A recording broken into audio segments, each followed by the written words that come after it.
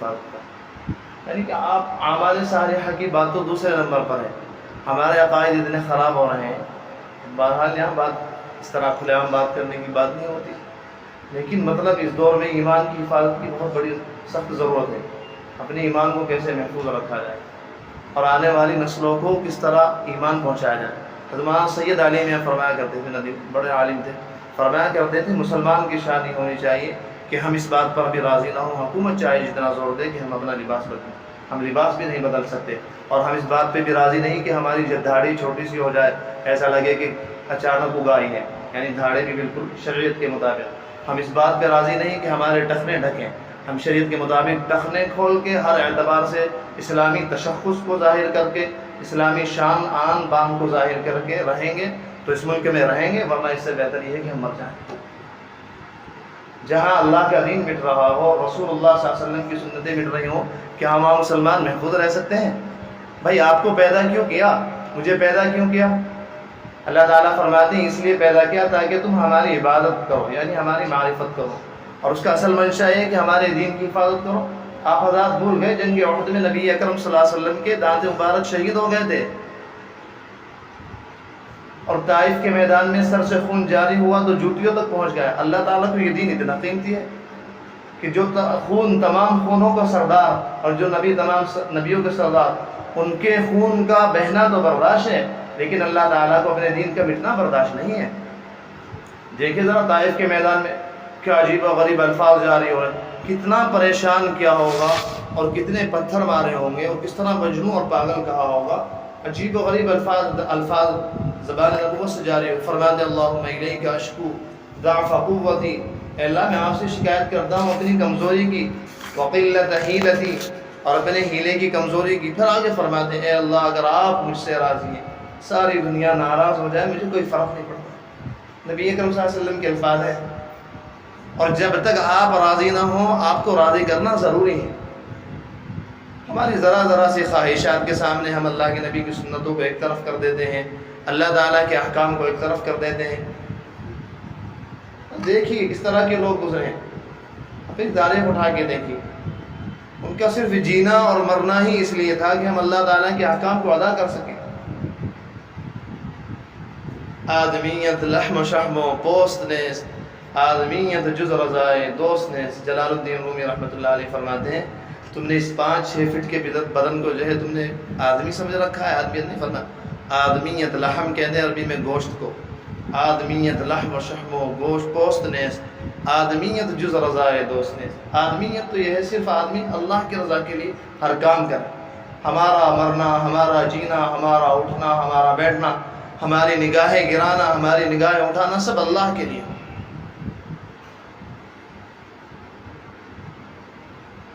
حضرت خواجہ عزیز الحسن مجذوب رحمۃ اللہ علیہ حضرت تھانوی کے بڑے عاشق خلیفہ تھے. حضرت تھانوی بڑی محبت فرماتے تھے، اور یہ بھی حضرت سے. حضرت کے انتقال کے بعد صرف 2-3 سال زندہ رہے، ہر وقت پریشان. بس حضرت کے انتقال کے بعد یہ کر لیا تھا، کبھی امرتسر جا رہے مفتی حسن صاحب کے پاس، حضرت تھانوی کے خلیفہ، ان کے پاس بیٹھ کے حضرت کا غم بیان کر رہے، اپنے دل کا ہلکا کر رہے. کبھی وہاں جا رہے شاہ وسیع اللہ صاحب کے پاس الہ آباد. تو یہی تھا، بڑے محبوب خلیفہ حضرت تھانوی کے. بس 2 سال حضرت کے بعد رہے، اس کے بعد انتقال ہو گیا.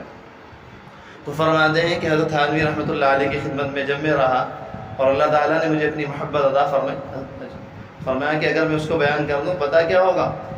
فرماتے ہیں اس پہ اشعار ہیں حضرت کے بہت اچھے اچھے، اس میں تو نہیں لکھے، وہ تو میں بتا رہا ہوں. تو حضرت لکھتے ہیں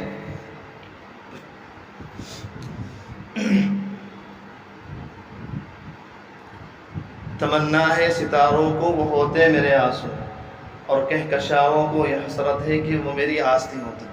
یعنی اللہ کی محبت میں جو روتا ہونا اور جو آنسو گرتے ہیں، ستارے بھی یہ چاہتے ہیں کاش ہم اس کے آنسو بن جاتے. تمنا ہے ستاروں کو وہ ہوتے میرے آنسو، حسرت ہے کہکشاں کو وہ میری آستین ہوتی. جو میں سے آنسو صاف کرتا ہوں نا، جس آستین پر اللہ کی محبت کے آنسو لگتے ہیں، فرمایا میری کہکشاں کو یہ تمنا ہے کہ وہ آستین ہوتی. فرمایا بڑے آگے جا کے بڑے جوش میں دکھاتے ہیں ہم تمہیں اپنے تڑپنے کا مزہ، لیکن جو یہ عالم بے فلک ہوتا ہے یہ زمین بے آسمان ہوتی. یعنی اگر اوپر جانا چاہتے ہیں تو میں آسمان روکتا ہے، اگر زمین کے نیچے جانا چاہتے ہیں تو زمین روکتی ہے. ہم تمہیں اپنے تڑپنے کا مزہ دکھاتے ہیں اللہ کی محبت میں. اور فرماتے ہیں میرے دل کا حال یہ ہے رلا دوں سنگ دل کو بھی جو غم اپنا بیاں کر دوں، اگر چاہوں تو پتھر سے بھی دریا رواں کر دوں۔ یہ اللہ کی محبت صرف الفاظ کا نام نہیں ہے، لفاظی کا نام نہیں ہے کہ یہاں ہر ہفتے لفاظی ہو جائے یا الفاظ نکال دی جائے۔ یہ مزہ لینے کی چیز ہے، آدمی اس کو محسوس کر کے دیکھے، لیکن پھر وہی بات تو وہی ہے، اس کے لیے محنت بڑی کرنی پڑتی، مشقت بڑی کرنی پڑتی۔ نظروں کو بچائے کون، اور بازار میں کس طرح بچائے، خاص طور سے بازار میں رہنے والے کس طرح بچائیں، اسٹیشنوں پہ کس طرح بچائیں، ایئرپورٹوں پر کس طرح بچائیں، مسئلہ یہ ہے۔ ہمارے دن فرمایا تو یہ تو آسانی ہو گئی ہو، ہر وقت کی آسانی ہے، کیونکہ حدیث شریف میں آیا کہ جو آدمی نظر کی حفاظت کرتا ہے اس پر حلاوت ایمان ہے۔ ملا علی قاری فرماتے ہیں وقد ورد فی الخبر، حدیث میں یہ بھی بات آئی ہے اذا ان حلاوت الایمان اذا دخلت قلبا، کہ جب ایمان کی حلاوت کسی دل میں داخل ہوتی ہے لا یخرج منہ ابدا، اس سے کبھی نکلتی نہیں۔ اور فرماتے ہیں وفیہ بشارۃ الی حسن الخاتمہ، اس میں بشارت ہے اس بات پر کہ اس آدمی کا خاتمہ ایمان پر ہوگا، کیونکہ جب قلب میں دل میں ایمان کی حلاوت داخل ہوئی، اور حدیث میں آتا ہے کہ حلاوت واپس لی نہیں جائے گی، تو معلوم ہوا کہ مرتے دم تک یہ قیامت، مرتے دم تک اس کے دل میں حلاوت رہے گی، حلاوت رہے گی تو ایمان پر خاتمہ لازمی ہے۔ تو جگہ جگہ جہاں بھی آپ دیکھیں اسٹیشنوں پر عورتیں ہیں تو بس خوش ہو جائیے کہ اب ہمیں حلوہ ایمانی کھانے کی توفیق ہو گئی، نظر بچاتے جائیے، حلوہ ایمانی کھاتے جائیے۔ بازار میں اگر کسی کام سے جا رہے ہیں، یہ نہیں کہ اپنے آپ کو فتنے کی جگہ پر پیش کرنا، یہ تو بہت غلط ہے۔ ایک آدمی اگر خود اپنے آپ کو فتنے کی جگہ پیش کرے، اللہ تعالیٰ کی مدد اس سے اڑ جاتی ہے۔ ایک مجبوری میں گئے بازار میں، مجبوری تھی، ملازمت تھی، کچھ سامان خریدنا تھا، اسٹیشن پہ مجبوری میں گئے، سفر تھا، اگر مجبوری میں گئے تو اس کے ساتھ تو اللہ کی مدد رہتی، لیکن ایک آدمی کچھ کام نہیں، خام سے بازار میں جا رہا ہے تو اس سے اللہ تعالیٰ کی مدد ہٹ جاتی ہے۔ ایک آدمی خام سے برات گھر جا رہا ہے، کوئی شرعی عذر نہیں، خام سے شرعی عذر تو اللہ تعالیٰ کی نافرمانی میں شرعی عذر ہو گئے کیا، وہاں تو کوئی عذر چلتا ہی نہیں۔ لا طاعۃ لمخلوق فی معصیۃ الخالق، اللہ کے نبی نے فرمایا کہ مخلوق کی فرما برداری میں اللہ کی نافرمانی نہیں کی جا سکتی۔ کان کھول کے سن لیجیے، قیامت تک اللہ کے نبی کا فیصلہ ہے، لا طاعۃ لمخلوق، تمہارا باپ ہو، تمہاری ماں ہو، تمہارا دادا ہو، دادی ہو، چچا ہو، چچی ہو، تائی ہو، تائی ہو، پوری برادری ہو، پوری برادری اگر تمہیں یہ کہے کہ یہاں آنا ہے اس شادی گھر میں اور یہاں اللہ کے قانون ٹوٹ رہے ہیں، فرمایا پوری برادری کے حکم پر لات مار دو، یہاں اللہ کے حکم کو ترجیح دی جائے گی۔ سارا جہاں ناراض ہو، پرواہ نہ چاہیے، مد نظر تو مرضی جانا نہ چاہیے، بس اس نظر سے دیکھ کر تو کر یہ فیصلہ کیا کیا تو کرنا چاہیے، کیا کیا نہ چاہیے۔ ہمارے حضرت نے فرمایا کہ تم کس برادری کے چکر میں پڑ رہے ہو بھائی، کس خاندان کے؟ جو لوگ کھڑے ہو کے مونگتے ہیں، پیشاب کرتے ہیں، جنہیں پیشاب کرنے کی تمیز نہیں، ان کی وجہ سے تم اللہ اور اس کے رسول کو ناراض کر رہے ہو۔ ارے ایسے خاندان سے بے خاندان ہو جانا بہتر ہے۔ ہمارے ساتھ بہت بڑا خاندان ہے، اللہ ہمارے ساتھ، اللہ کے رسول ہمارے ساتھ، صحابہ ہمارے ساتھ، تابعین ہمارے ساتھ، تبع تابعین ہمارے ساتھ، بزرگان دین ہمارے ساتھ، بتائیے اس سے بہتر کون سا خاندان ہو سکتا ہے؟ ساری دنیا تو آپ کے خاندان میں جمع ہو گئی، پھر بھی آپ خاندان کی بات لاتے ہیں کہ خاندان والے ناراض ہو جائیں گے، برادری والے ناراض ہو جائیں گے اگر شادی میں شرکت نہیں کی۔ پھر اللہ تعالیٰ کی اہمیت کہاں رہی؟ اللہ کے احکام کی اہمیت، اللہ کے نبی کے احکام کی اہمیت کہاں رہی؟ سارا جہاں، بس یہ طے رکھیے۔ اچھا، نظر بچانے پہ جو حلاوت ملتی ہے اس کی کچھ علامتیں ہوتی ہیں۔ ملا علی قاری نے لکھا ہے، اور میں نے لکھ لی تھی، لکھی تو بہت پہلے تھی، آج کیونکہ ابھی سفر میں سے آیا تھا، بس وہ اللہ تعالیٰ نے یہ سامنے کر دیا تو یہ سمجھ میں آ گیا۔ فرماتے ہیں کہ آدمی کو جو حلاوت ایمان ملتی ہے اس کی 5 علامتیں ہیں، اگر یہ علامتیں ظاہر ہو رہی ہیں تو سمجھیے حلاوت ایمان مل گئی۔ فرماتے ہیں الزاز الطاعات، عبادت میں لذت ملتی ہے، عبادت میں اگر لذت ملنے لگ گئی، سجدہ لمبا ہو گیا، 3 دفعہ سبحان ربی الاعلیٰ کے بجائے 7 مرتبہ، ابھی اس کے بعد دل نہیں بھر رہا، چاہتا ہے کہ 9 مرتبہ کروں، لیکن وقت کی مجبوری کی وجہ عبادت میں لذت ملنے لگی۔ پہلی علامت حلاوت ایمان اگر کسی کو مل گئی، اس کی پہلی علامت استلزاز الطاعات، عبادات میں لذت ملتی ہے۔ دوسری علامت ایثارها علی جمیع الشہوات، تمام خواہشات پر طاعت کو ترجیح دیتا ہے، جتنی بھی اللہ تعالیٰ کے مقابلے میں آئے خواہشات سب کو ایک طرف کر کے اللہ کے حکم کو مقدم رکھتا ہے۔ تیسری علامت کیا ہوتی ہے؟ تیسری علامت تحمل المشاق فی مرضات اللہ تعالی، اپنے رب کو راضی کرنے میں ہر تکلیف کو برداشت کرتا ہے۔ تکلیف تو برداشت کرنی پڑے گی، گھر والوں کی بھی سننی پڑے گی، عجیب ملا ہے، اور برادری والوں کی بھی سننی پڑے گی، رشتہ داروں کی بھی سننی پڑے گی، یہ بہت زیادہ سخت تانے ہوتے ہیں، جسمانی تکلیف دینے سے زیادہ سخت یہ ہوتے ہیں۔ چنانچہ آپ صلی اللہ علیہ وسلم کو اسی لیے ذہنی تکلیف دی جاتی تھی، کہیں مجنون کہیں پاگل۔ تیسری علامت یہ ہے کہ اپنے رب کو راضی کرنے میں ہر تکلیف کو برداشت کرتا ہے۔ چوتھی علامت ملا علی قاری فرماتے ہیں جس کو حلاوت ایمان یعنی ایمان کی مٹھاس مل جاتی ہے، تجرع المرارات فی المصیبات، ہر مصیبت میں صبر و رضا کا گھونٹ پی لیتا ہے۔ جو ہوا اچھا ہوا، بہتر ہوا، جو ہوا وہ حسب مرضی دلبر ہوا، جو کچھ ہو راضی۔ گھر میں کوئی حادثہ ہو گیا راضی، یعنی تکلیف تو ہوگی، دل میں تکلیف ہو، وہ اس کے خلاف نہیں ہے، اس کو برداشت کریں، اللہ کی رضا پر راضی رہیں۔ حضرت خواجہ صاحب فرماتے ہیں جو ہوا اچھا ہوا، بہتر ہوا، جو ہوا حسب مرضی دلبر ہوا، اللہ ہی کی مرضی کے مطابق تو ہوا۔ حضرت علی فرماتے ہیں واقعات میرے ساتھ بہت پیش آتے ہیں حادثات، لیکن دو لفظ ایسے ہیں کہ اللہ تعالیٰ ان سے مجھے بہت تسلی دیتا ہے۔ ایک تو حکیم، کہ اللہ تعالیٰ حکیم ہے، حکمت یعنی ان کا فیصلہ کوئی حکمت سے خالی نہیں ہوتا، اس میں کچھ نہ کچھ بھلائی ہوتی ہے۔ اور دوسرے خالق ہیں، ہمیں مخلوق کو پیدا کر رکھا ہے، جب چاہے ہمارے ساتھ کوئی بھی برتاؤ کر لیں۔ آپ کوئی مٹی کا برتن بنائیں یا کوئی بھی چیز بنائیں، آپ اس کے خالق ہیں ایک طرح سے بنانے والے، آپ جب چاہیں اس کو توڑ دیں، آپ پر کوئی اعتراض نہیں کر سکتا۔ مثلا حوضری والوں نے کوئی کپڑا سی دیا، اب اس کو جب چاہے کینچی سے کاٹ کے پھینک دیں، اب کسی کو یہ حق نہیں ہے کہ تم نے یہ کیوں کیا، بھائی وہ مالک تھے، ان کی ملک میں وہ کپڑا تھا، وہ کچھ بھی کر دے۔ تو بس فرماتے ہیں اللہ تعالیٰ مالک ہے، تو مجھے اس کا ہر وقت استحضاء رہتا ہے، ہم ان کی مخلوق ہیں، ان کی ملک ہے، اپنی ملک میں جو چاہے رد و بدل کر دیں۔ اور حکیم ہے، ان کا کوئی فیصلہ حکمت سے بھلائی سے خالی نہیں ہوتا۔ گھر میں کسی کا انتقال ہو گیا، اللہ کی رضا پر راضی۔ آپ صلی اللہ علیہ وسلم رو رہے تھے، رونا ثابت ہے، آنسو آتے ہیں، یا ابراہیم انا بفراقک لمحزونون، اے ابراہیم ہم تیرے فراق میں بڑے غمگین ہیں۔ آپ نے حضرت ابراہیم سے کہا، آپ کے صاحبزادے جو تھے، شاید حضرت معاذ بن جبل نے فرمایا کہ یا رسول اللہ آپ بھی روتے ہیں؟ فرمایا تو دل کی نرمی ہے، اللہ تعالیٰ جسے دل کی نرمی سے محروم کر دے میں کیا کروں۔ تو رونا تو ثابت ہے، وہ تو ہوتا ہے، لیکن آدمی راضی برادار ہے۔ معاذ نے فرمایا اس کی مثال ایسی تو ہے، کسی الماری کے دو خانے ہیں، کسی کا انتقال ہوا تو بس اتنا ہوتا ہے کہ اس چیز کو اس الماری سے اٹھا کے دوسری الماری میں جانا آپ کو بھی اسی خانے میں ہے، بس کسی کو ذرا پہلے پہنچا دیا، کسی کو بعد میں پہنچا، سب کو پہنچنا وہی ہے۔ ہمارے ذہن میں یہ رہتا ہے کہ آخرت کوئی چیز نہیں، مٹی ہو جائیں گے، اس لیے اس قدر چیخ و بخار، چیخم دھاڑ، رونا گریبان پھاڑنا، ادھر ادھر کی باتیں بولنا، ذہن میں یہ رہتا ہے کہ بس مر گئے تو گئے۔ حالانکہ حضرات علماء فرماتے ہیں، بعض حدیث میں بھی آیا کہ اگر مرنے والوں کے رشتہ داروں کو معلوم ہو جائے کہ مرنے والے کے ساتھ اللہ تعالیٰ نے کتنا بہتر معاملہ کیا، اگر انہیں کا تو وہ خوش ہونے لگے بجائے اس کے کہ غمگین ہو۔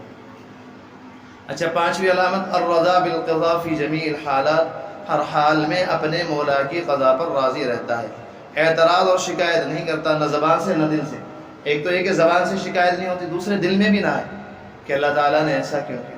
اللہ تعالیٰ ہم سب کو یہ پانچیں صفات نصیب فرمائے، عبادت میں لذت ملے، تمام خواہشات پر عبادت کو ترجیح دی جائے، اپنے رب کو راضی کرنے میں ہر تکلیف کو برداشت کرنا، ہر مصیبت میں صبر اور رضا کا گھونٹ پی لینا۔ نمبر 4، ہر حال میں اپنے مولا کو 5 ہر حال میں اپنے مولا کو ہر حال میں اپنے مولا کی قضا پر راضی رہنا، اعتراض اور شکایت نہیں کرنا، نہ زبان سے نہ دل سے۔ اللہ تعالی ہم سب کو یہ حلاوت ایمان نصیب فرمائے، بہت بڑی نعمت ہوتی ہے۔ اچھا، کبھی کبھی یاد فرمایا کرتے ہیں، بڑا عجیب مضمون میں نظم عبد الرشید احمد صاحب دیانوی کا پڑھا کہ جب آپ کی نظریں بازار میں اٹھا کریں، اسٹیشنوں پر اٹھا کریں، تو اپنی نظر سے کہا کریں، اپنے نفس سے کہا کریں کہ کتنا خبیث، کمین، ذلیل، خسیس ترین آدمی ہے تو، کتا ہے، خنزیر ہے۔ جس طرح سور کی ہر وقت نظر پاخانے ہی کی طرف اٹھتی ہے، سور کی ہر وقت نظر پیشابی کی طرف اٹھتی ہے، تیری نظر ہر وقت عورتوں ہی کی طرف کیوں اٹھتی ہے؟ کیا سور والی خصلت پیدا ہو گئی تیرے اندر؟ بھین گیا اس مضمون کو پڑھ کے، اور اس طرح مجھے اتنی تقویت ملی الحمدللہ۔ تو نفس سے یہ کہا کریں، جب کہیں بھی مقابلہ ہو، عورتیں سامنے آ رہی ہوں، حسین چہرے سامنے آ رہے تو کہو تیری قسمت میں یہی رہ گیا، پخانے کو دیکھتا رہے، گندگیوں کو دیکھتا رہے، یعنی پیشاب کے کیڑے کی طرح پیشابی کو چوستا رہے۔ اس طرح کی باتیں اپنے سے کہا کریں، اس کو آپس میں پھر انشاءاللہ اس سے لے کے کتنی۔ اور سب سے بڑا ہمارا فرمایا تھا ہمارے کہ الحمدللہ رب العالمین، اختر کی 70 سال کی عمر ہو گئی ہے، 70 سال کا میرا تجربہ ہے کہ جس آدمی نے اپنی نگاہوں کی حفاظت کر لی، اللہ تعالیٰ اس کو ایسے حلاوت ایمانی نصیب فرماتے ہیں، دنیا میں اس کو کوئی مثال نہیں۔ تہجد مستقل پڑھنے والے اس کی برابری نہیں کر سکتے، ایک آدمی 50 سال سے تہجد پڑھ رہا ہے لیکن گناہ بھی کرتا ہے، اور ایک آدمی تہجد اول آخر وقت میں نہیں پڑھتا، عشاء کے بعد 2 رکعت سنت پڑھتا ہے، اس کے بعد 2 نفل تہجد کی نیت سے پڑھتا ہے، لیکن ایک لمحے اللہ کو ناراض کرتا ہے، فرمایا اس کے دل میں اللہ تعالیٰ اپنا وہ درد اور وہ زلزلہ پیدا کریں گے کہ پوری دنیا کو ہلا کر رکھ دے گا۔ یہ اصل چیز گناہوں سے تو بچنا ہے۔ اب جو بھی نور انوارات حاصل ہو رہے تسبیح کے، ذکر کے، تلاوت کے، سورہ یاسین کے، اب یہ 5 حواس کھلے ہوئے ہیں، 5 ٹنکیاں، کان کی ٹنکی، آنکھ کی ٹنکی، ناک کی ٹنکی، ہاتھ کی، اب ان میں سے ضائع کر رہے ہیں۔ ان میں سے مثلا آپ مسجد کا ٹینک بنے اوپر اور نیچے کی ٹنکیاں کھول دیں، اب آدھے گھنٹے بعد دیکھا پھر ٹینک خالی، پھر 15 منٹ بعد میں گئے پھر ٹینک خالی، کیا معاملہ ہے بھائی؟ ٹینک کے بعد معلوم ہوا کہ ساری ٹنکیاں کھلی ہوئی ہیں اوپر کی بھی، اس لیے پانی جمع نہیں ہو رہا۔ تو اسی لیے ہمارے دل میں انوار، اللہ تعالیٰ کی محبت کے انوار اور تجلیات جمع نہیں ہو پاتی، وہ کہیں تو کانوں کے ذریعے نکلتی ہیں غیبت سننے سے، گانے سننے سے، اور کہیں آنکھ کے ذریعے نکلتی ہیں بد نظری کرنے سے، اور کہیں زبان کے ذریعے نکلتی ہیں جھوٹ۔ ورنہ کیا بات ہے، 20 سال ہمیں ہو گئے نماز پڑھتے ہوئے، ابھی تک ہمیں نماز کا خوشو نصیب نہیں ہوا۔ بھائی ایسا نہیں ہونا، ایسا تو ممکن ہی نہیں۔ 20 سال ہو گئے اس آدمی کو، ایک رکعت اس کی ایسی نہیں اس میں اللہ کو حاضر ناظر جان کر اس نے سجدہ کیا ہو اور درد دل سے سبحان ربی الاعلی کہا ہو لذت کے ساتھ۔ آخر کیا وجہ ہے؟ وجہ یہی کہ ان انوارات کو باقی نہیں رکھا جاتا اور وہ ضائع ہوتے رہتے ہیں، تو معاملہ یہاں لگا جاتا ہے۔ اور مولانا شاہ عبد الرحیم صاحب رائے پوری، بڑے حضرت رائے پوری کا ایک مضمون پڑھا تھا، وہ بھی بڑا عجیب تھا، اسے پڑھ کے بھی نہیں گیا۔ حضرت نے فرمایا بعض مرتبہ کوئی آدمی بد نظری کرتا ہے تو اللہ تعالیٰ کے ہاں اس بد نظری کی وجہ سے وہ بدبخت لکھ دیا جاتا ہے، مستقل بدبخت۔ جب بھی ہماری کوئی نظر اٹھے تو سوچا کریں کہ کہیں یہ وہی نظر نہ ہو کہ ہمیں اللہ تعالیٰ کے یہاں بدبخت نہ بنا دیں اس کا۔ فرمایا اللہ تعالیٰ اس کی تمام کیفیات، روحانیت، تجلیات سب سلب کر لیتے ہیں، مرتے دم تک اس کو واقع نہیں کرتے، بعد نظر کا نقصان ہی ہوتا، اور ہماری نظر ایسی آزادانہ جہاں چاہے اٹھ گئی، جس طرح چاہے اٹھ گئی۔ ہمارے دل نے فرمایا تھا ایسے نظر کی حفاظت نہیں ہوگی، جب بازار میں داخل ہو تو یہ ارادہ کر کے داخل ہو ایک بھی نظر کسی غیر محرم پر پڑنے نہیں دوں گا۔ جب یہ ارادہ کریں گے آپ، جب جا کے کچھ نظر بچا سکیں گے، اور اگر ایسے ہی سرسری ارادہ ہے دیکھ لیں گے، اوپر بھی دیکھ لیں گے، نیچے بھی دیکھ لیں گے، دائیں بھی دیکھ لیں گے، پھر آدمی حفاظت نہیں کر سکتا۔ اور حفاظت نظر کا، یہ حفاظت کا مسئلہ تو ایسا ہے، حضرت نے اس پہ عجیب مثال دی تھی، فرمایا تھا کہ جس آدمی کو بیماری ہو بد نظری کی اس کا دل نہیں بھرتا، فرمایا دیکھیے آج منگا آپ یہاں گلشن اقبال میں دنیا کی سب سے اعلیٰ حسین ترین کسی عورت کو بلائیے، اعلان کر دیجئے، میرے خیال سے بد نظر کو جو بد نظریہ کرتے ہیں نظر بازوں کو ٹکٹ لینا پڑے گا لائن لگا کے اسے دیکھنے کے لیے۔ خیر فرمایا خیر یہ تو بات ہے کہ یہ آدمی کی برتی، اور فرمایا کسی آدمی کو اگر ساری دنیا کی حسین عورتیں دکھا دی جائیں اور مرتے وقت اس کے کان میں کہہ دیا جائے، بیمار پڑا ہو بستر پہ، ساری اس کو سب ہاسپٹل کی، سارے بڑے اسپتال کی ساری نرسیں دکھا دی، جی دہرادون کی سب نرسیں دکھا دی، سب جگہ گھوم کے آئے وہ خوب نرسیں دیکھ کے، اب آخر وقت میں اس کے کان میں کہا کہ ایک باقی ہے، حضرت نے فرمایا کہے گا اسے بھی دکھا دو، اور میں ایسی ظالم بیماری ہے آدمی کو بالکل جینے نہیں دیتی۔ تو یہ تو جوعل بقر کی بیماری کی طرح ہے، مسلسل پیاس لگتی رہتی، پیاس لگتی، اس کو قابو میں کرنا پڑتا ہے۔ اللہ تعالی ہم سب کو نگاہوں کی حفاظت کی توفیق عطا فرمائے۔ بہت بڑا عمل ہے، بہت بڑا عمل ہے، اس میں ہمارے فرماتے ہیں نہ بچے محفوظ رہے، نہ بوڑھے محفوظ رہے، نہ ادھیڑ محفوظ رہے، نہ بوڑھے محفوظ رہے، اور بوڑھوں کو تو اور زیادہ حفاظت کی ضرورت ہے۔ پرانی کار جو ہوتی ہے نا، وہ اگر اس کو بریک مارو تو اور 2-3 ہاتھ آگے جا کے رکتی ہے، تو بڈھوں کو تو پہلے ہی بریک لگانی چاہیے، پتہ نہیں ان کی کار کہاں پہنچ جائے، تو بوڑھوں کو اور زیادہ احتیاط کی ضرورت۔ بوڑھے سمجھتے ہیں اب تو رہا ہوا کچھ نہیں، لہٰذا کہیں بھی نظر اٹھا لیں۔ حضرت تھانوی رحمۃ اللہ علیہ سے حضرت تھانوی ایک واقعہ نقل کیا کہ عورتیں تذکرہ کر رہی تھی آپس میں کہ جو بڑے میاں آیا کرتے ہیں، ان کی 100 سال کی عمر ہے، 90 سال کے، اب کیا پردہ کریں ان سے؟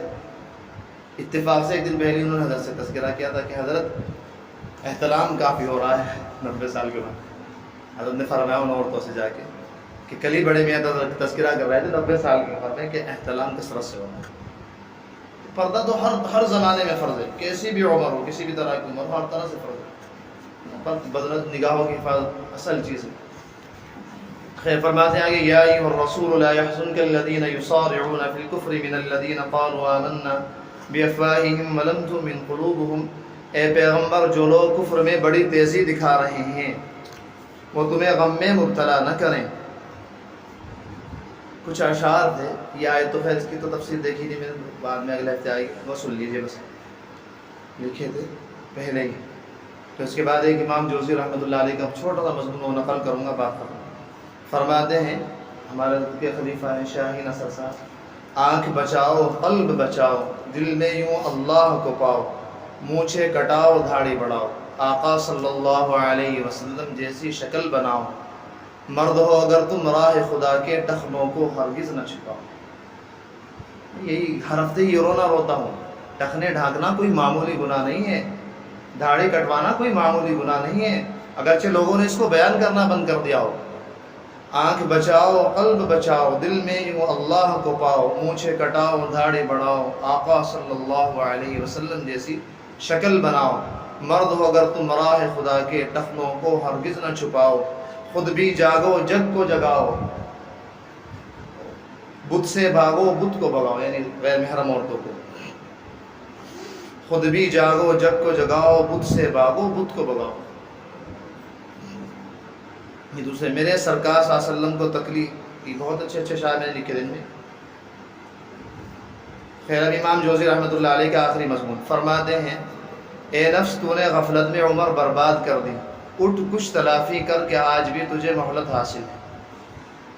جب تجھے وہ حادثہ موت کا پیش آئے گا جس کو کوئی ٹال نہیں سکتا, تو مال و دولت اور حسب و نسب تجھے کچھ بھی کام نہیں آئیں گے. تیرے جسم سے عمدہ لباس اتار کر تجھے کفن کی چادر میں لپیٹ دیں گے, تجھے زمین کی تہہ میں پھر تنہا چھوڑ دیں گے اور نظروں سے اوجھل کر دیں گے. پھر کوئی کہے گا بڑا اچھا باپ تھا, اسی ہوتا ہے زبان پہ, کوئی کہے گا بڑا اچھا بیٹا تھا, کوئی کہے گا بڑا اچھا دوست تھا, کوئی کہے گا اللہ تعالیٰ اس کی مغفرت فرمائے, کوئی کہے گا دنیا میں بڑی اچھی زندگی گزار کر گیا. اور اس زبانی جمع خرچ کے بعد انہیں یہ بھی خبر نہ ہوگی کہ کون چلا گیا, ان کی ساری توجہ مال و دولت کی تقسیم میں لڑنے مرنے پر ہوگی. پھر بہت جلد پیٹ کے دھندے میں لگ جائیں گے اور وہ تجھے تنہائی اور مجلس میں کبھی یاد نہ کریں گے. ایک دفعہ سنیے, اے نفس تو نے غفلت میں عمر برباد کر دی, اٹھ کچھ تلافی کر, یعنی اٹھو بھائی, کسی کی 30 سال کی عمر ہو گئی, کسی کی 40 کی ہو گئی, اللہ کے لیے اٹھو جاگو. کہیں یہ ہمیں ہماری غفلت, ہمارا غفلت کا کینسر ہمیں ابدی نیند نہ سلا دے, اور یہاں کی چند لمحوں کی خطائیں ہمیں آخرت کے لامحدود عذاب میں مبتلا نہ کر دیں. اے نفس تو نے غفلت میں عمر برباد کر دی, اٹھ کچھ تلافی کر, آج بھی تجھے مہلت حاصل ہے, آج بھی حاصل ہے ہمیں. جب تجھے وہ حادثہ موت کا پیش آئے گا جس کو کوئی ٹال نہیں سکتا, تو مال و دولت اور حسب و نسب تجھے کچھ بھی کام نہیں آئیں گے. تیرے جسم سے عمدہ لباس اتار کر تجھے کفن کی چادر میں لپیٹ دیں گے, تجھے زمین کی تہہ میں پھر تنہا چھوڑ دیں گے اور نظروں سے اوجھل کر دیں گے.